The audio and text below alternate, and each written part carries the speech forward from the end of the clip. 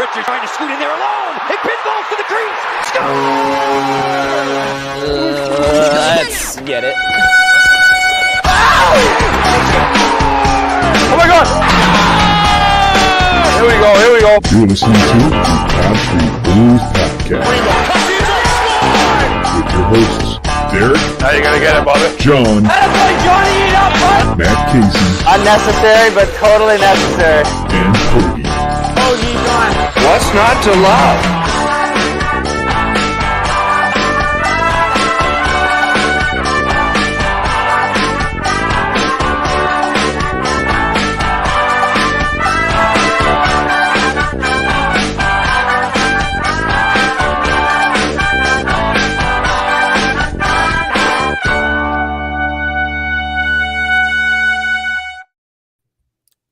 Going on, everybody. Welcome to another episode of the Street Bullies. Before I get interrupted so rudely by John, my name is Derek.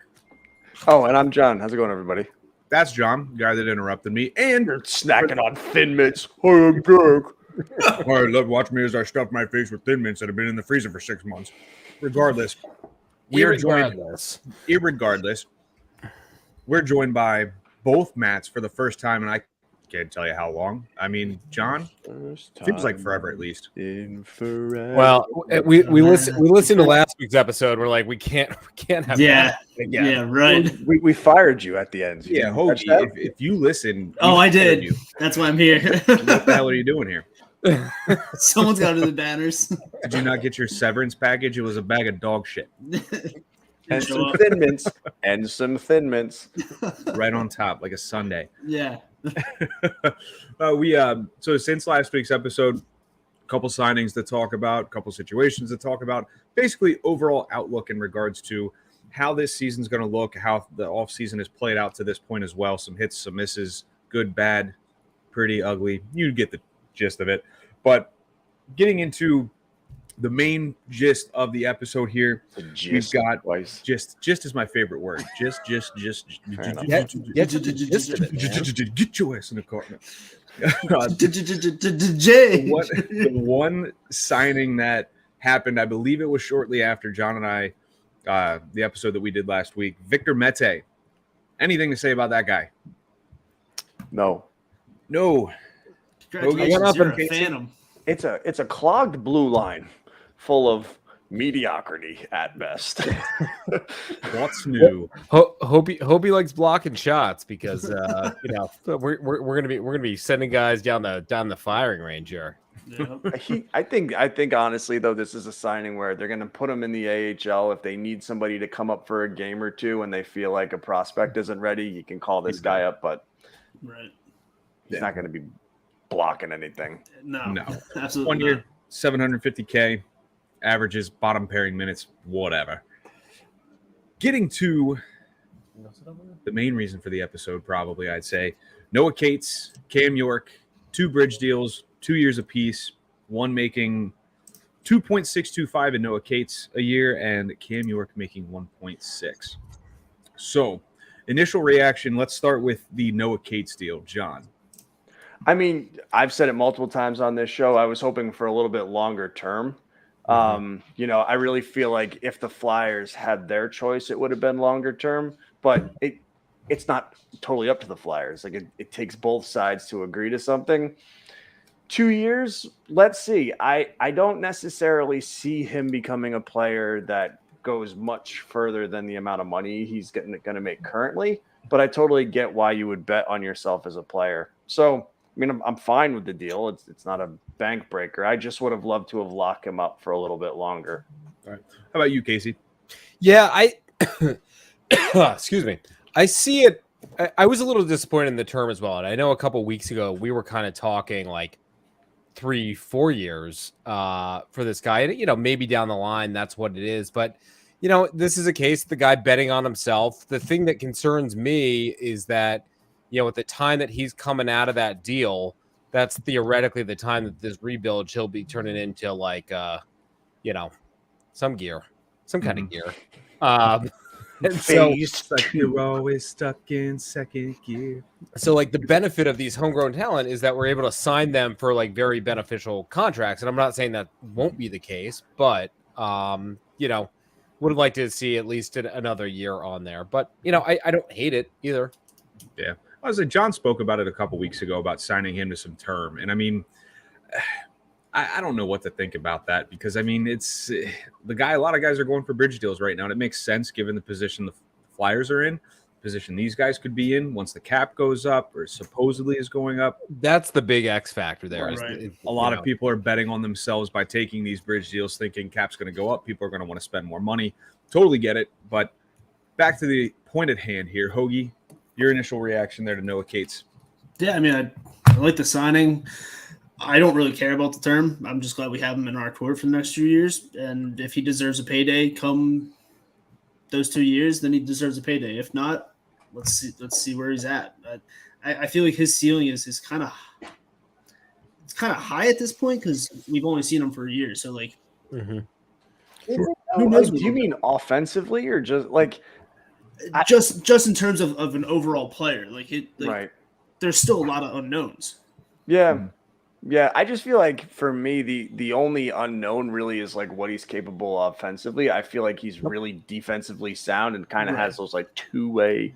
God, I hate that term now. But like 200-foot player, baby. Yeah, Ron Hextall's favorite. But I just don't know if his ceiling offensively is much higher. Like I feel like he's somebody where if you could get like 15 goals out of him, you'd be pretty damn happy. right. So is anybody here surprised that this went to arbitration? It didn't go. It didn't. No, it did was not. Is going to anybody go. surprised that it was filed for arbitration? I guess I should say. No, everybody does it. Nah, Yeah. Cam York didn't. Well, Didn't Cam York do it a couple years ago though? Or am I wrong? No, it Cam was. York couldn't have filed for arbitration a That's few right. years ago. Was it Addard last year filed for arbitration? It was somebody. I think it might have been, yeah. Yeah, but they rarely go to what is A it lot called? of them Like don't, hearing yeah. trial. Trial. You're saying you want this. You're saying you want that. Let's meet in the middle. There it is. Yeah. Well, I mean, I like the deal. I mean, what is it? You know, what more are you going to get? Especially considering the climate, especially considering the fact that cap's going to go up. Noah Cates knows. I mean, we all know. Let's be honest. He's a great player. He's only going to get better, hopefully. And by the time that deal expires, the Flyers might have a little bit more money to play with. More contracts are going to come off the books. I believe it's the same year Konechny potentially comes off the books if they don't trade him beforehand. So, right then and there, or re-sign him. That's a possibility. It is. Yep. Or if you're in Ottawa land, he's heading there this offseason. Yeah, according to Christ, who knows how many. No, he's going to be a Leaf, and it's going to be Jesus Christ himself. The Jesus Christ? Wow. The Jesus Christ. I heard him loud. You trying to say Jesus Christ can't hit a curveball? You're going to say Jesus Christ can't save a knuckle puck? No, not much more to say about the Noah Cates deal. Cool, awesome. Let's see how he does. Cam York, though, same term, 1.6 per. Initial thoughts on that? I'll start with you, Hoagie, since you went last. I was more surprised by the cap hit than anything. Yeah. I thought he was going to get a little bit more. I don't know why, but 1.6 for 2 years, I think that's good because we're kind of banking on Cam York right now to like be our top 4 defenseman in a way. So hopefully he proves it to be in that mix. Mm-hmm. Oh, with all the money they've got tied up currently in the blue line, he had to take a cut somewhere. Yeah, right. What are your thoughts on Casey? Yeah, I was the same. I was not expecting that low of a annual cap hit there. I was pleasantly surprised, but at the flip side, you think about it, this is a guy who didn't even play a full season with the Flyers last year. Mm-hmm. He was an AHL defenseman to start the year, and whether or not that's was the right thing to do or not, I think you argue it was. Show it, kid. And let's see what 2 years comes with. But again, I still look at it in the same as a package deal with Cates. It's like, oh man, if these guys perform well, we got some people to sign in 2 years when we're hoping to get some free agency stuff. But on the flip side, we'll have hopefully less money tied up in Kevin Hayes' dead contract and D'Angelo's dead contract. And we weren't supposed to mention his name anymore, Casey. And what's the other? Oh, and Ellis. Like, are we still gonna have Ellis on the books at that point? Yeah, I think so. Oh God, yeah. Ellis is. Let's see here. How many years? He is signed through 2027. We have 4 more years of waiting until the first day of the season to be able to clear $6.25 million. Is that the worst signing?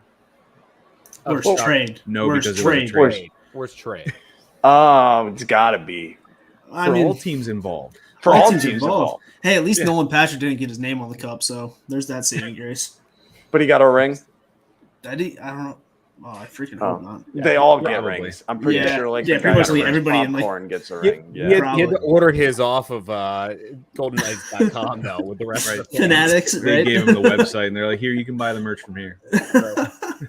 All right, John, your thoughts on Cam York? I mean, they've pretty much said it so far. I think like when you think of the name, you're kind of like, oh, I can't believe you didn't get more. But then kind of with what Casey said, he hasn't played a full NHL season yet.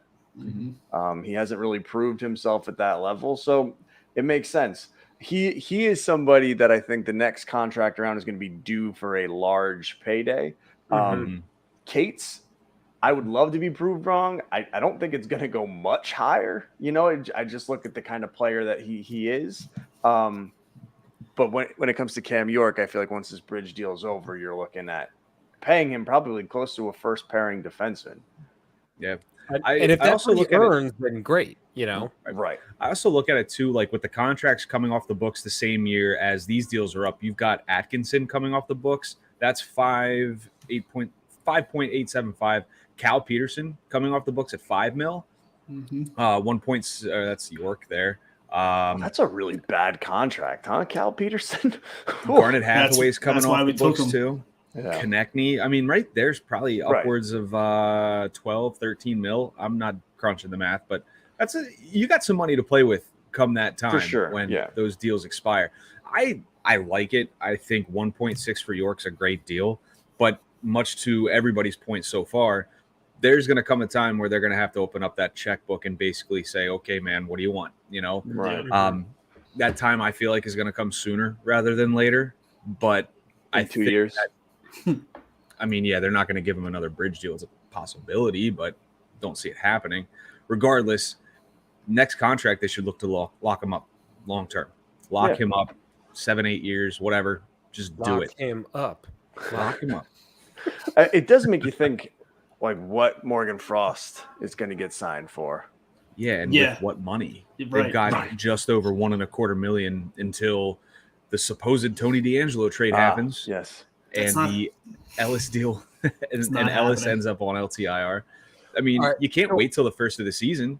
How does that work? So, like, so we know that we have Ellis coming off the books, you know, on whatever October 12th or whatever it may be. Or whatever, Can he not practice? Can he not do anything if he's not technically signed right now? I'm talking Frost at this point. Like, can't they just be like, dude, like, gentleman's agreement? Come on. Like, you guys coming off the books. Could they? No, you can go over the cap. It's as soon as the season starts, then you have to be cap compliant. You can go X amount of dollars or X amount of percentage over the cap. So Yeah. they technically could sign him. Let's say they sign him for $2 million. So right there, you're $750K, just about over the cap. Like I think that would be a decent get. $2 million for Frost. Watch. This is the deal that breaks the bank here. They lock him up long term. Was he making like $850 last year or something like that? Like it wasn't very much. It was. Nah, yeah, it wasn't much at all. It was 800. 800. Yeah. So like even if he gets 1.6, yeah, he's gonna want 1.5, 1.6, I'd imagine. Okay, I'm not opposed to it. I mean, for another bridge deal, 2 years. Yeah, it's gonna be another bridge deal type for Morgan Frost. Absolutely. I just feel like you have to stagger one of these though. Like you got to make this a 3 year, in my opinion. So do you give him one? Why not give him one? Didn't he just come off of a 1? He just came off of a 1. Yeah. He's going to be like, I feel like that was my prove it deal. He proved it. He did, I could see that cocky MF for wanting term. Couldn't you?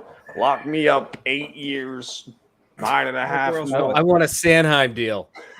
Yeah, watch someone offer sheet him too. Give me the Sandy. I want the Sandy. I wonder if I also someone think did about offer like sheet him, what they would offer sheet him at. What do you think a team would offer sheet Morgan Frost at? Oh, that's a really good question. You think it's anything over 1.5? I'd say max is 2. There you go. Like, okay, I'll give you 2x2.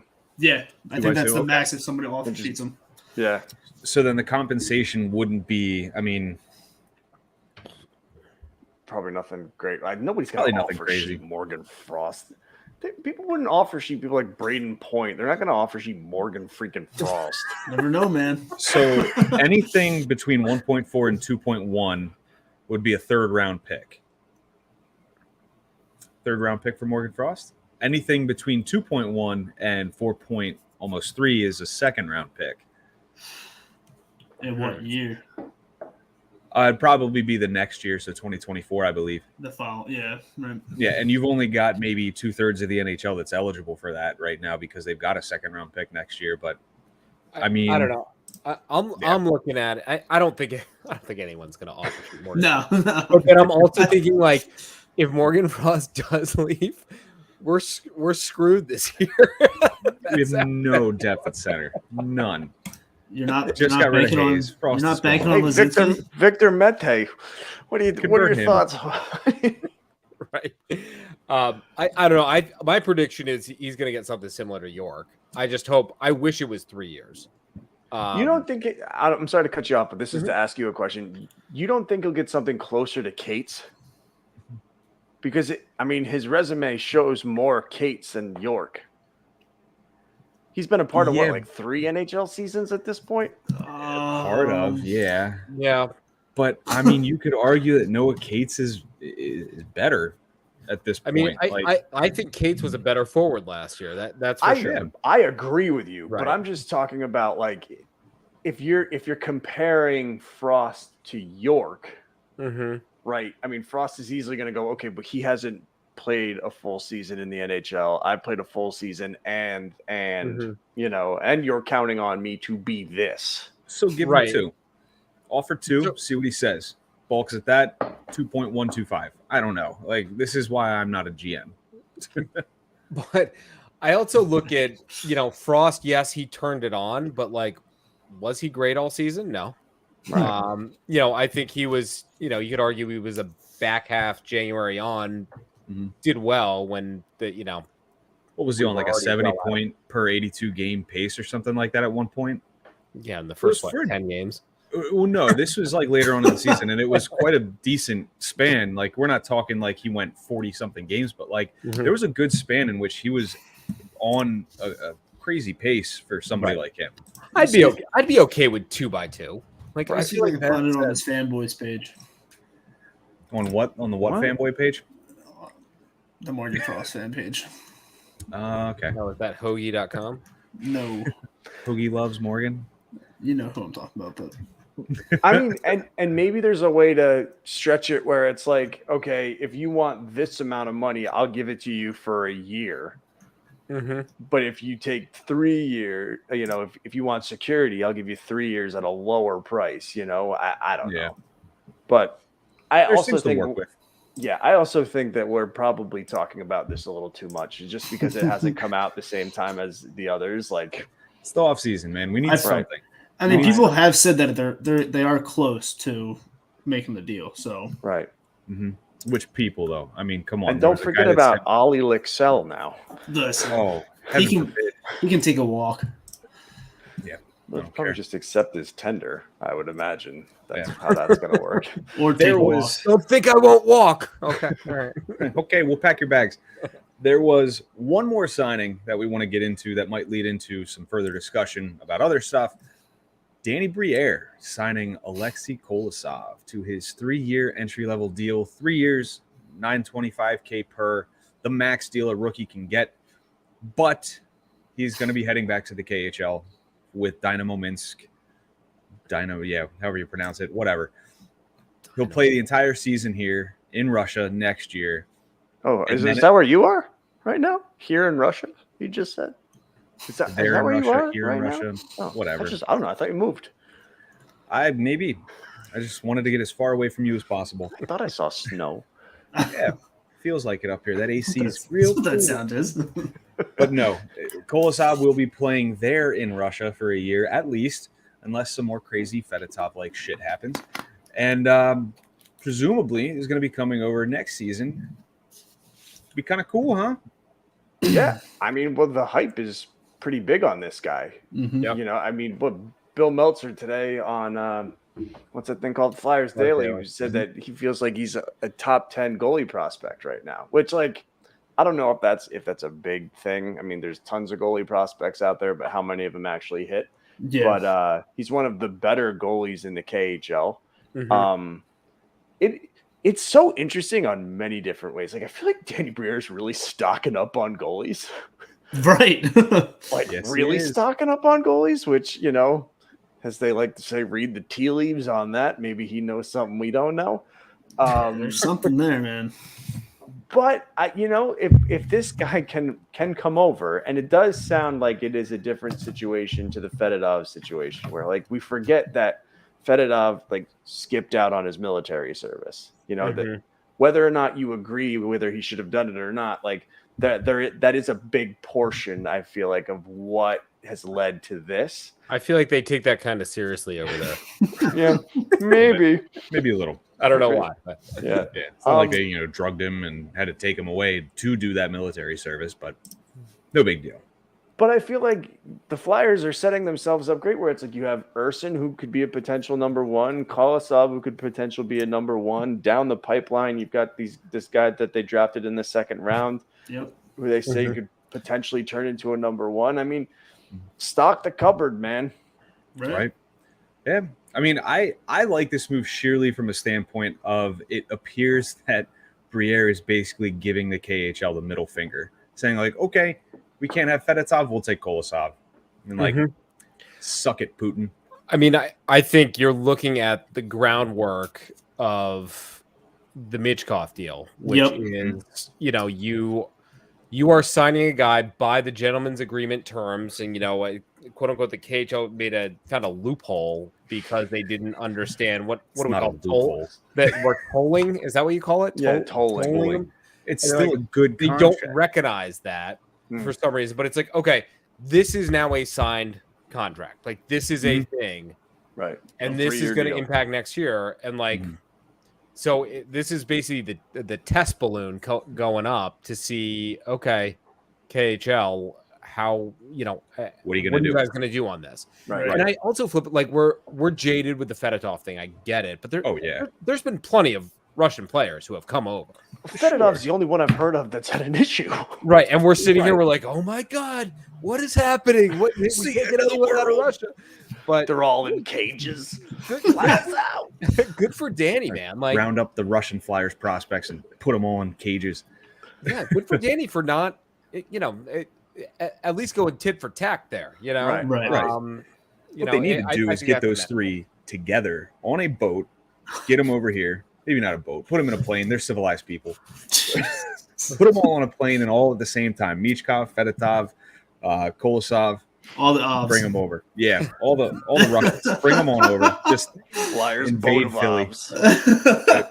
No, it's like I picture it like the end of Argo, that Ben Affleck movie, you know, where they're flying out, like the police are chasing them at the end. You see like Putin like, no. And all of a sudden you see like the sticker on the back of the plane fly off, and it's actually a Flyers plane underneath.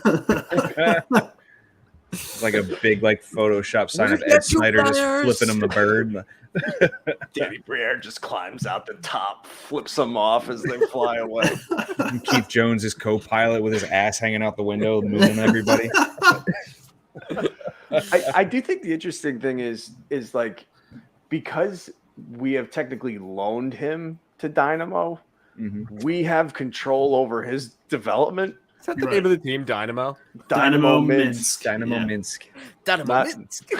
Not Dynamo. Mints. They're not Yeah. Minsk. These Mints are Dynamo. But Minsk. I'm interested to see how that works, where it's like we have control of his development. Can you just imagine someone walking into the cage? I'll be, look at me. I'm the captain now. I think it differs a good bit though, because Fedotov's situation is completely different. He's part of that Russian army team, and Right. if the Russian army team wants somebody to stay in Russia, they will find a way for that to happen. With Kolosov not being a part of that, with Michkov not being a part of that as well, I think things get a bit clearer and easier. I don't want to say easier, but like it's a bit more easy to navigate those waters as opposed to trying to pry someone from a military team where the state of Russia has control over those guys. Essentially, they're like state property at that point. Pretty sure the state of Russia has control over everything. Right. Oh yeah, but it's a little bit. It's going to hurt them less. Except Ukraine. Oh boy. Here we go. Street politics. Anyway, You also have to remember that Kolosov is from Belarus. He's not Russian, so that Who cares? that plays in our favor 9 times out of 10. Unless they invade Belarus, you know. But okay. anyway, Jeez. we'll get away from that. Back on track. here. We talked a little bit about the whole Fedotov situation, and lo and behold, another development. You know, they're not honoring. John alluded to it. They're not honoring the told contract, finding what Casey had mentioned, somewhat of a loophole, if you will. Can't tell you what exactly that loophole is, aside from Russia probably doesn't want to let him go. So John's over this. I'm getting to the point. I'm following it, and I'm intrigued by it, but I'm just over the whole situation. Hoagie, Casey, are either of you, where are you at with this? I think we got enough goalies going on. Like, let's just, it's a round drama. pick at It sucks. this It is point, what it is. But we got goalies out the wazoo these days. Yeah, Okay. I mean, I remember last summer I was all upset and all butthurt about it. And now it's just like, all right, like we're never going to see this kid come and play for us. Like, it's not worth our time anymore. Well, and you have It's intriguing to watch, right from Sure. our standpoint, but in That's terms why I'm of still him coming to following the it. Flyers, it's not happening. Well, you have to remember. I mean, the reason he was signed is we were hoping for a cheap backup. Yep. Right. You know, that's what that move was. Now we have Cal an expensive Pedersen. backup. Yeah. Now we have Cal Peterson, Cal the Peterson. opposite of a cheap backup. Who's Yeah. making more than our so-called starter right now? Right. Yeah, I mean, it's definitely something like me as a fan, me as someone who follows the team, I'm going to keep an eye on it, like no matter what, and I'm going to have an opinion about it. However, at this point, I don't know what to make of it. I really don't. He's not coming over. It's just everybody needs to stop. The I gotta Fedotov hold out a watch little bit of hope. and though. all that. Oh, he's eating a cheeseburger in Dubai. Next stop, Philadelphia. Right. Cheeseburger, cheesesteak, same thing. Oh my god. He looks so good. He looks like he's in shape. I'm like, of course he was. He was in the freaking army. Like, Yeah, I don't know. I mean, enough Fedotov talk, enough Russian talk, all that good stuff. Let's get to the overall offseason. Let's talk about, are we disappointed? Are we happy with the way things unfolded so far? What are we looking at? I mean, John, give me your overall thoughts as to how things have transpired so far. I mean, I'm happy. You know, I feel like there was a point where we were sold by, not by the Flyers, but by people surrounding the Flyers, that like this was going to be like a trade them all situation where like you might be disappointed in the lack of trades. But I look at it this way. Danny viewed people who he felt, and most like Tortorella also felt, were not fits for what they were trying to establish, right? And you look at the Provorov, I mean, it was clear. Hayes, it was clear. Tony D'Angelo, if he gets traded, if this thing actually happens, right? I mean, no duh, that's clear too. You know, so he's moving out kind of the obvious players that just don't fit the mold. Thank you. Knocked it out of the park with the draft. And his signings, there were no dumb ones, right? These are just little bitty band-aids where it's like, okay, we're rebuilding. We're going to sign these guys, just kind of stop gaps. Like it fits the mold of a rebuild. It's not, we're told one thing, something else happens. So like, I'm kind of excited to see where this goes. So to me, the offseason's been a success. right. Not a flashy success. I think there's been a little bit of flash, but like A building block. yeah, Right. and we know what they're doing. Like I have an idea of what's happening. So I'm pleased. That's what I think when I look at this, and not to sound like cheesy, but like, okay, this is now our rebuild. This isn't like, we are all bought in on this thing. Right. And it's because they are being as transparent as they possibly can. We obviously don't know like all the offers they're getting, but they're like, the honesty after all the BS that Chuck put us through is just like, okay, all right, we're gonna give you a long leash here. Because like you're being honest with us and we can see the direction that you're going. And I think you mentioned the value of not making trades too. We clearly didn't. If somebody had offered a gangbuster trade for Lawton or TK, he would have done it. But like he values those guys and he wasn't going to cheapen their value by taking a crappy deal that didn't make sense for us for like core character, still good players in their prime. Right. So I think he's done. The management has done everything, knock on wood, that Tony V gets moved. Like they've done everything to kind of adjust the culture of the team, as you said, John. And I think that's very important. I also think, again, knock on wood, how does Cam come back? How does Couturier come back? Like, what does that look like? This isn't the rip it down, tear it down, start from scratch. And I know that that's what people think of when they think of a rebuild. It's not that. It's that's a video game rebuild or Buffalo. Right. If it wasn't if the term wasn't so bastardized, this is what we call an aggressive retool. This is what we should have done. This is what aggressive retool should be.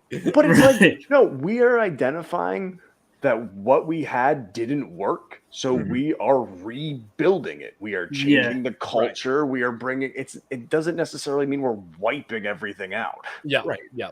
And I think that's where people get really upset. The studs, like Hoagie said. Yeah. Hey. Sorry, Hoagie. I didn't want to. It's fine. There, but. No, it's fine.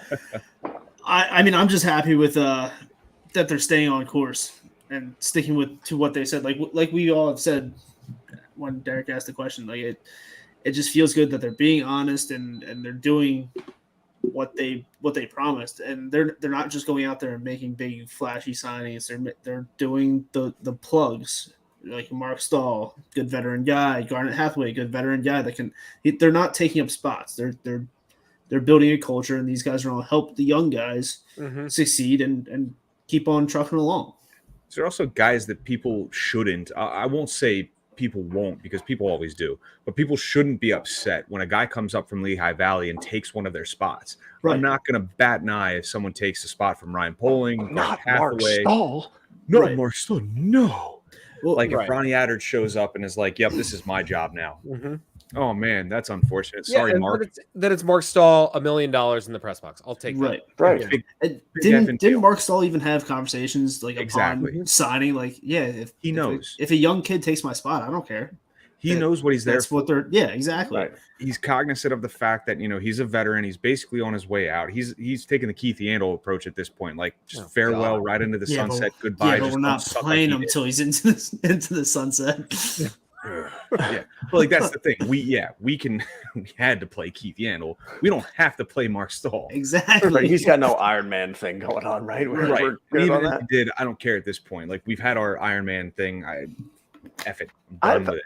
I already said this last episode too, but I also like the tone that he set with young players, where it's like the signings he made, especially, when it comes to forwards, where he's got these older fourth line guys, where it's like, if you're a young prospect, shoot for higher. Right. I can plug the fourth line or the bottom pair with older guys and be fine. If you want to make this team, I need you to do something to elevate us. Yeah. I feel like that's what the draft was. He drafted a lot of players where it's like, if they hit, they're going to bring something that high end to the table. And I just think that he's kind of set that tone where it's like, I can take the bottom part of our lineup and plug older guys in it. I don't care if you're that.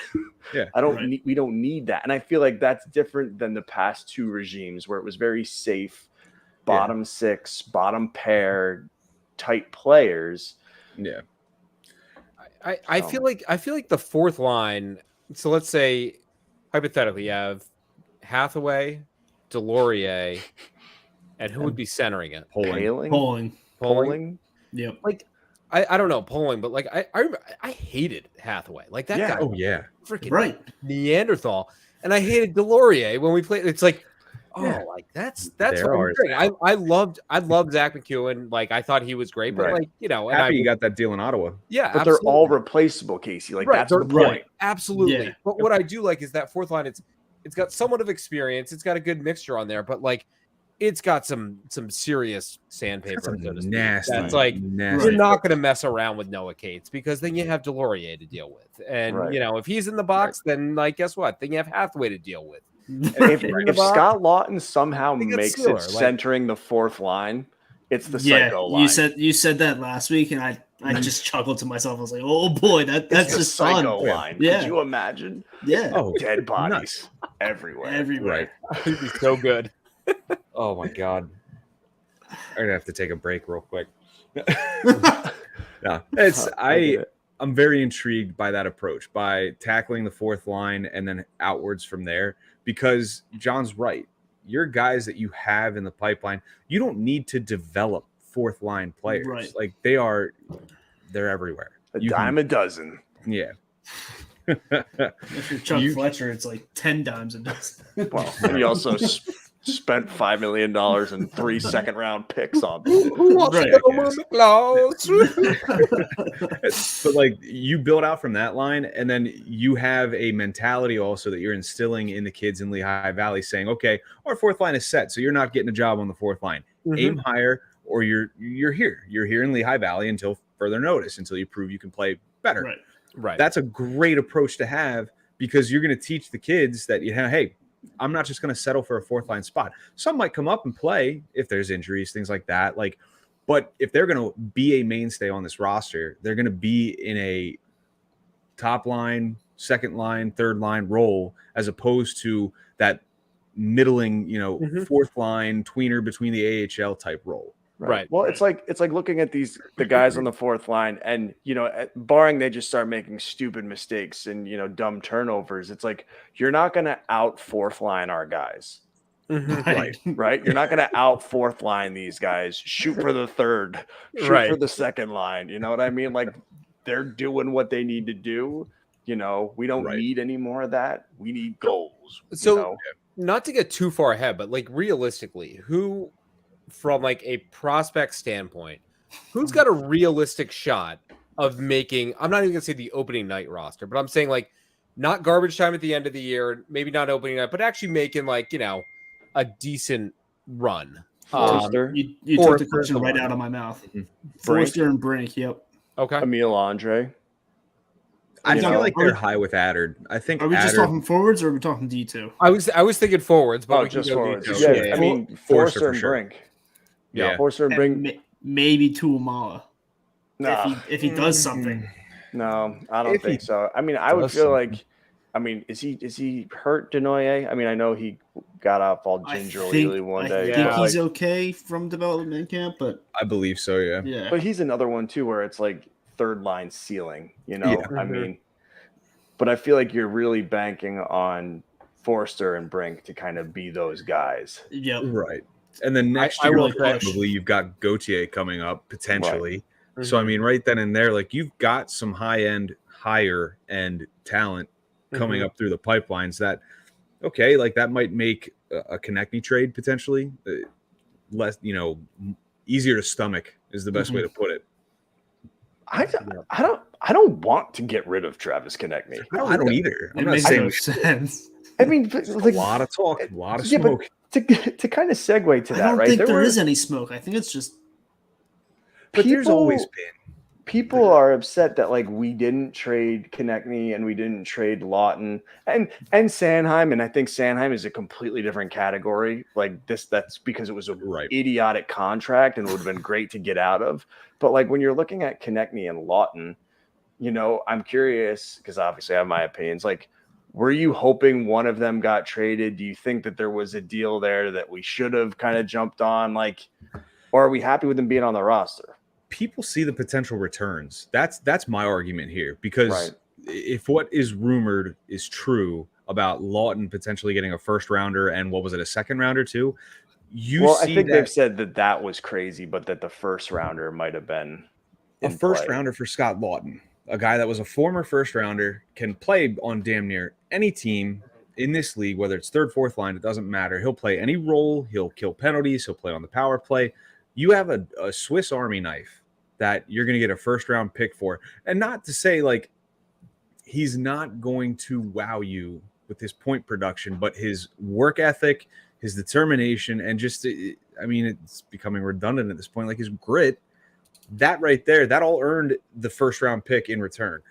I think it's the fact that these people, the people that are going to bitch and moan, see those potential returns and they're like, well, that first round pick could have been blah, blah, blah, blah, blah. It's a lottery ticket, end of the day. Mm-hmm. But it's probably the best return that you're going to get for him. So people are upset about that. Right. I'm okay with keeping Scott Lawton. I'm okay with keeping Travis Konechny as well. Mhm. But if you take what Scott Lawton could have gotten in that first rounder, if it was true, and you apply that same premise to a Travis Konechny deal, given the fact that Konechny is a higher end talent than Lawton, you could potentially get a, I don't want to say a haul for the guy, but you could get quite a deal considering. So people are more upset about the fact that we could have missed out on what we've got back than just offloading the player itself, if that makes any sense. Yeah, has there been anything like solid for Konechny? Like, No. the first round pick for Scott Lawton, you know what? I would have done it. Right. I think that that guy's replaceable. Sorry, Hoagie. I just feel like Noah Cates is kind of the next Scott Lawton type player. Where if you get a first round pick for this guy, especially in this draft, I would have personally jumped on it. I'm not mad that he's still here, but I feel like Travis Konechny is somebody where it's like you could get a first round pick for him in 2 years. Right. You know, I also think it depends on where in the first round that pick was, Who is coming from? because there's Yeah. a big difference between, I would say, a top 15 first round pick Sure. and a bottom 15 first round pick. And like, especially in this draft, and also like, God forbid, if like they're like, oh, it's a second in this draft and a first in next year's draft, like, Mm-hmm. okay, that not all first rounds are created equal here. right. Mm-hmm. And so I don't know. I personally think that they did the right thing by not trading them at all, because you still need these guys we still need to be a team that is growing, and like nobody benefits by a team who can't even compete. Right. And I do say this, like, we're not a playoff team. I know that, but I do think we're going to see some decent hockey at some point, for a little Right. bit this year. I'm Right. really concerned about the defense, but The like defense, yeah. the forwards, if everyone's healthy, I'm okay. I'm intrigued. It's not phenomenal, but it's not bad. Intrigue's a good word for it too. Right. Right. So where do we No, stand on anticipation of Atkinson then? Like, I mean, do you think he's going to see the ice anytime soon?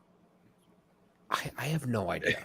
I'm think never anybody guessing does. about an injury ever again. So I mean, it's I the mean, same like- thing between him and Coots. Like, Yeah. who knows at this point? I mean, I would love to think that, no news is good news, that like we haven't seen any setbacks or anything like that. But that But we also Okay, haven't seen yeah, neck anything about surgery, them being on ice either. right. Sure. You think how much do you think Briere's been in contact with him since taking over the GM role? Oh, I think he must have had to. If Right. he's, they're trying to make moves around this, and so, Right. they have to know at least that if he's higher than a 50% probability, which I'd like to think he is, but who the hell knows? Did he have the same surgery as Eichel or No, Coots, that No, that was was Farabee. Farabee. Or Farabee? Yeah. But I do think he had like a neck surgery. Right. I think he had the same injury as Coots. Oh, is that what it was? I think their injuries were pretty much like interconnected. We really did have a what the phenomenal hell is run, man. happening? Jesus. Like something in the water at the training center that just like Actually, yeah. Yeah, Oh. actually. oh yeah. Oh boy. It's a loaded question, John. Let's get away from that. But no, I mean, there's just there is optimism. I mean, I think I touched on it an episode or two ago. Like, after drafting Michkov, after like the signings that they made and what they've done so far this offseason, there is an air around this team that it's like, I am pretty excited, like in regards to general direction in which this team's going. Like, I'm not going to sit here and be like, yep, 3 years, we're going to be contenders. Like, I'm going to pump the brakes on that one. However, you can't talk me out of not being excited given the moves that they've made and some of the lack of moves in regards to some of the rumors and things like that. I'm with you. We just got to end on the Tony D'Angelo thing. 100%. Is there a world where this guy isn't traded? I'm convinced it's not happening. I just feel like people are talking about Sanheim, right, and how he must feel. You know, freaking Tony D'Angelo's like, I want to stay here. This is my hometown. Don Waddell flat out came out and said that we're getting this guy. Yeah. There is absolutely a world in which he's not traded, and that world is if Carolina can finalize a deal for Carlson. Now, there could be other suitors for D'Angelo. I can't think of any offhand. 1 year, 2.5 for somebody who's going to improve your power play. True. There's going to be suitors, 100%. However, I don't know, man. Every day that goes by after that quote unquote 1 year mark for circumventing the cap, which is a bunch of crap, I'm just getting more and more less and less optimistic that a deal will happen. Yeah. I just think that it's like, if our blue line wasn't so clogged with a bunch of like who cares guys to begin with, I'd be like, all right, he comes back, he plays, right? And then you try to flip him at the deadline. Like and if not, he's gone at the end of the year. But it's like, if he's on this roster, then you've got, what's his name? Johnny Walker.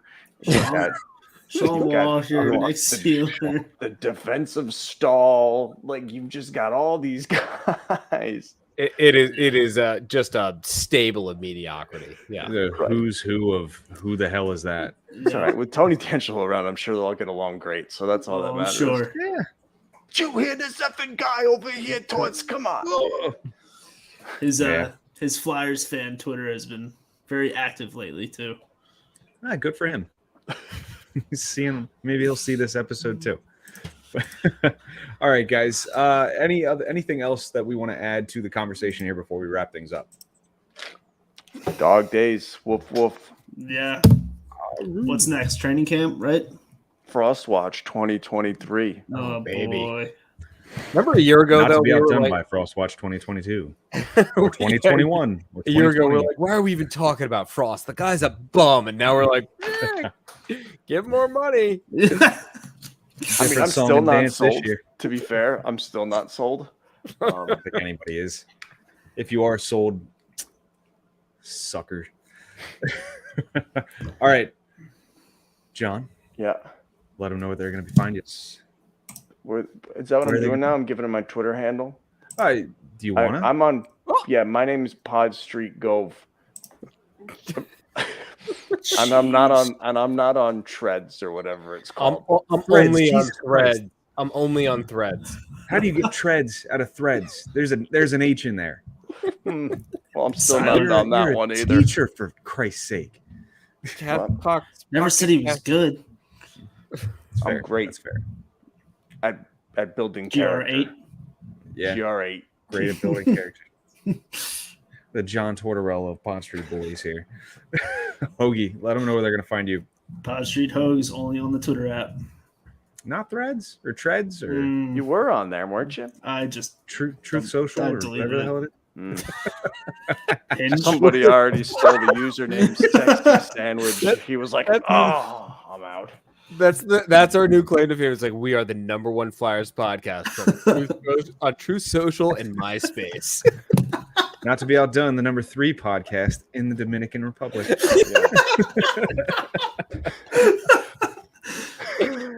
Dominicans love the Pod Street Bullies. Your late night facts. Was it 11 o'clock? I texted you guys that. Wait, we were actually up to that text. We were, yeah. I forget what website it was. It tracks the podcast rankings, and I'm like, oh, we're #3.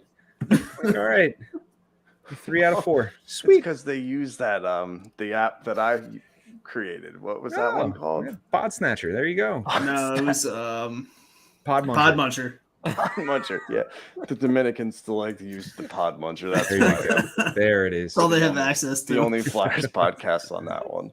All right. Before it gets any more out of hand, Matt Casey.